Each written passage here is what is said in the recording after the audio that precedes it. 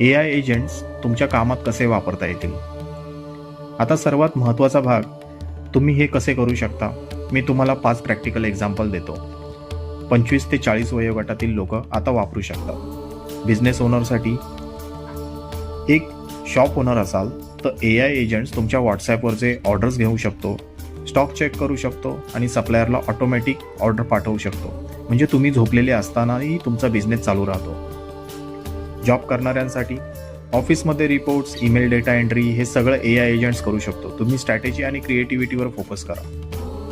Teachers आणि एज्युकेटर्ससाठी, AI agents तुमच्यासाठी स्टडी मटेरियल तयार करेल, स्टुडंटच्या प्रोग्रेस ट्रॅक करेल आणि पर्सनलाइज नोट्स बनवेल. हेल्थकेअर प्रोफेशनलसाठी पेशंट रेकॉर्ड ऑर्गनाईज करणं, अपॉइंटमेंट शेड्यूल करणं आणि मेडिकल रिसर्च समराईज करणं, AI एजंट सगळं तुमचं हँडल करेल. आणि सगळ्यात महत्त्वाचं, गृहिणींसाठी monthly budget tracking, online shopping list, मुलांच्या शाळेचे रिमाइंडर हे सगळं एका एजंट्सने होऊ शकतं.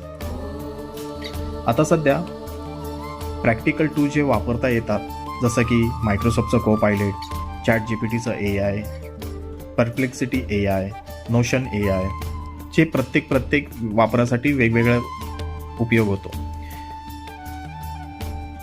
सेक्शन 4, रिस्क आणि सावधगिरी. आता यामध्ये आपण समजणार आहोत AI एजंट्स वापरताना त्याच्याबद्दलची रिस्क आणि आपण काय सावधगिरी बाळगली पाहिजे. मित्रांनो, AI एजंट्स खूप पॉवरफुल आहेत, पण काही गोष्टी आपण लक्षात ठेवल्या पाहिजेत. प्रायव्हसीचा धोका. तुमचा personal data, bank information, password हे कधीही AI एजंटला देऊ नका. अजून AI एजंट एवढे सफिशियंट झाले नाहीत की आपण त्याच्यावर पूर्णपणे रिलाय करू शकू. Deep fakes, fake content. इंडियाच्या नवीन IT रूल्स 2026 प्रमाणे deep fake videos, AI generated fake videos यावर बंदी घातली आहे. AIवर अति अवलंबित्व, क्रिटिकल डिसिजनसाठी नेहमीच तज्ज्ञांचा सल्ला घ्यावा लागणार. AI एजंटच्या चुका. MIT आणि कार्नेगी मेलनच्या रिसर्चनुसार AI एजंट्स अजूनही चुका करतात. त्याचे आउटपुट नेहमी तपासा, कारण की प्रत्येक वेळी त्याचे आउटपुट सगळे सारखेच आणि जसे आपल्याला हवे तसे येतील याची काहीही गॅरंटी नाही. भविष्य कसं असेल? 2026 नंतर काय होणार? Physical AI robots. Amazon, BMW यांनी आधीच वेअरहाऊसमध्ये AI रोबोट्स लावले आहेत. भविष्यात ते आपल्या घरात येतील. AI एजंटचा सायन्ससाठी पण खूप मोठा उपयोग होतोय, जसं की cancer cure, climate changes, medicines. AI scientist म्हणून काम करतोय.